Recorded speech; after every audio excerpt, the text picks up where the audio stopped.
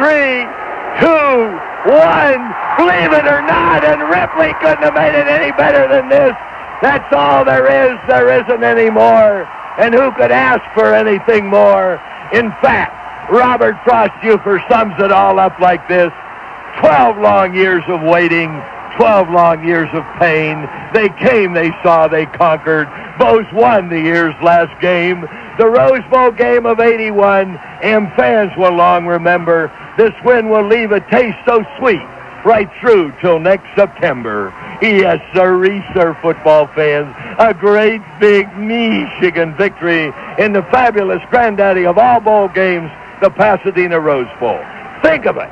Can you imagine it? After all these frustrating years, Bo George Patton Schembechler has finally broken the jinx.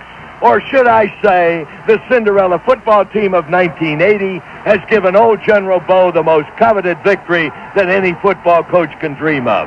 A victory in the prestigious Rose Bowl in Pasadena, California, and Michigan did it today. They did it for Bo.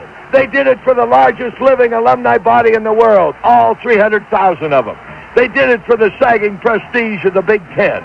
They did it for the school with the winningest tradition in the history of Big Ten football. And listen to the band playing the greatest college fight song ever written in the background, the Michigan Victors.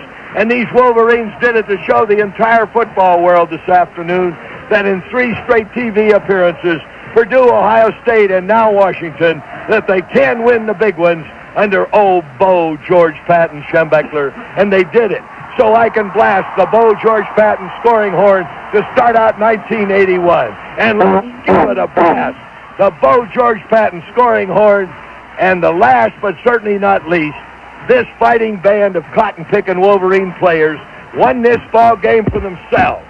They wanted to prove to themselves that they were better than the so-called experts picked them to be back in September. You remember this championship Wolverine team, this Rose Bowl victorious team? Remember they were picked by the so-called experts to finish no better than third, and some of them even picked them fourth behind Indiana, Purdue, and Ohio State.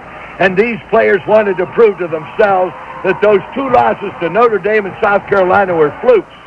And if you can take just one play out of each one of those games, it could very easily be 12-0 in the season right now for Michigan, and the Wolverines could be number 1 in the country.